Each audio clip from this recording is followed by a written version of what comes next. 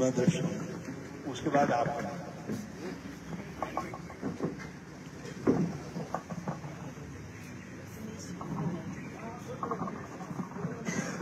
परम सम्मानित हमारे प्रदेश के पूर्व मुख्यमंत्री आदरणीय हरीश रावत जी, आदरणीय सुरेंद्र अग्रवाल जी, मिसेस भट्ट और यहाँ पर पधारे हुए उत्तराखंड की चिंता और उसकी पीड़ा को समझने वाले सभी हमारे राज्य के निवासी जो यहाँ पर पहुंचे हैं, मैं बहुत धन्यवाद देना चाहती हूँ माननीय रावत जी का कि हम आम लोगों को भी आज रजत जयंती के अवसर पर आपने अपनी बात रखने के लिए एक प्लेटफॉर्म दिया, एक मंच दिया।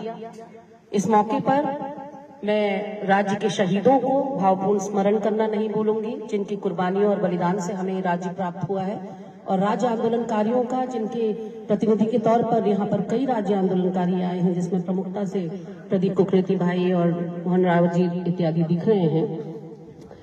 उन सबको धन्यवाद ज्ञापित करना चाहती हूँ कि आपके अथक प्रयासों से और 40 शहादतों के बाद हमें ये राज्य प्राप्त हुआ, जहां आज हम अपने आप को उत्तराखंडी कहने का गर्व महसूस करते हैं। माननीय रावत जी, आपने सवाल किया कि क्यों भाजपा को जाना चाहिए और क्यों कांग्रेस को आना चाहिए, क्योंकि कांग्रेस इस देश की जो आत्मा है उसकी बात करती है। कांग्रेस समावेशी विकास की बात करती है, कांग्रेस सर्वधर्म समभाव की बात करती है, कांग्रेस सर्वागीण विकास की बात करती है। इसलिए कांग्रेस को आना चाहिए। कांग्रेस में कोई भी समाज का, जाति, वर्ग, आयु या वर्ग विशेष का व्यक्ति हो, वो अपने आप को हाशिए में महसूस नहीं करता। कांग्रेस की सरकारों में आम जनता को ये विश्वास होता है कि ये उनकी सरकार है। आज का परिदृश्य ऐसा है कि हम प्रजा हैं और भाजपा राजा के रूप में तानाशाही की सत्ता संभाल रही है। मैं 2-3 पॉइंट्स जिन पर मुझे लगता है कि कांग्रेस को आगे बढ़ना चाहिए और यहाँ पर अपना 2027 का कार्यक्रम रखना चाहिए भाजपा को हटाने के लिए, उनके बारे में बात करना चाहूंगी। आज हमारे पास, हमको जल जंगल जमीन का प्रदेश कहा जाता है।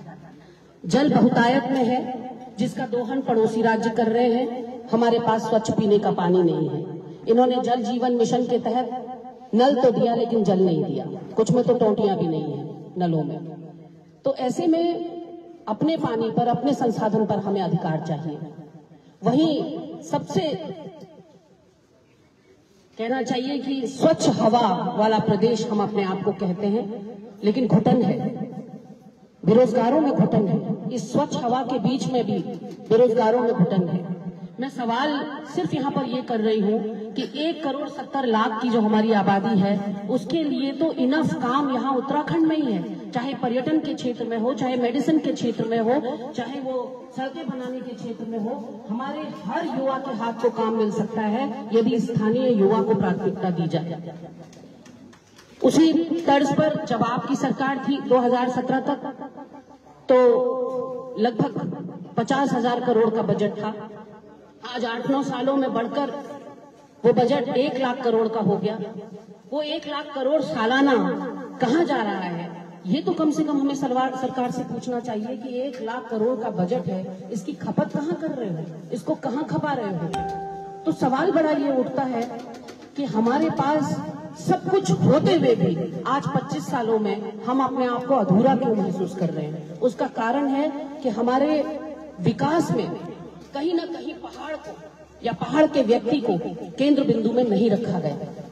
एसी कमरों में बैठकर अधिकारियों ने जो नीतियां बनाई, उन्हीं को लागू कर दिया गया, थोप दिया गया। उन्हें पर्वतीय अंचलों की न पीड़ा से मतलब, न उनको पता है कि किस पीड़ा से वो गुजरते हैं। स्वास्थ्य की बात करें तो सामुदायिक केंद्र खोल दिए गए, वहां डॉक्टर नहीं है। तो कुल मिलाकर पलायन की समस्या झेल रहे इस प्रदेश में आप अगर देखिए तो जंगलों में लोग काम नहीं, अपने खेतों में लोग काम नहीं करना चाहते क्योंकि जंगली जानवरों का आतंक है। तो खेतों से लोग गायब हो रहे हैं, घर बियाबान पड़े हैं, भूतहा हो रहे हैं, वहां से लोग पलायन कर रहे हैं। स्कूलों में अध्यापक नहीं है, अस्पतालों में डॉक्टर नहीं है।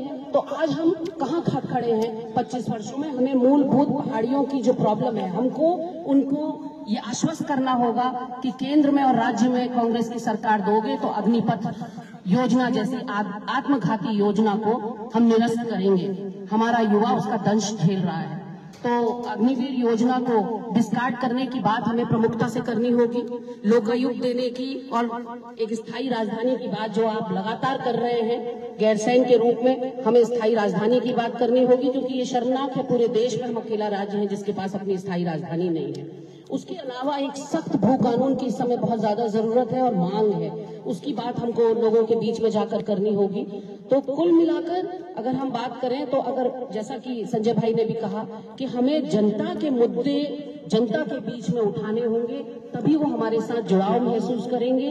जो महिलाएं हैं वो आज 25 साल बाद भी घास का गट्ठर उठाकर घूम रही हैं, उनकी बात हमें करनी पड़ेगी। मीलों दूर से पानी ला रही हैं और जो लोग जंगली जानवरों का काल का ग्रास बन रहे हैं, उनकी बात हमको उनके बीच में करनी होगी। तभी मुझे लगता है अगर हम शासन को सेवक के रूप में कह सके, शासन नहीं हम सेवक के रूप में उनके बीच में अपने आप को प्रस्तुत कर सके, तो मुझे लगता है कि हम उनके दिलों में अपनी जगह बना पाएंगे। धन्यवाद आपका, आभार। जय हिंद, जय उत्तराखंड।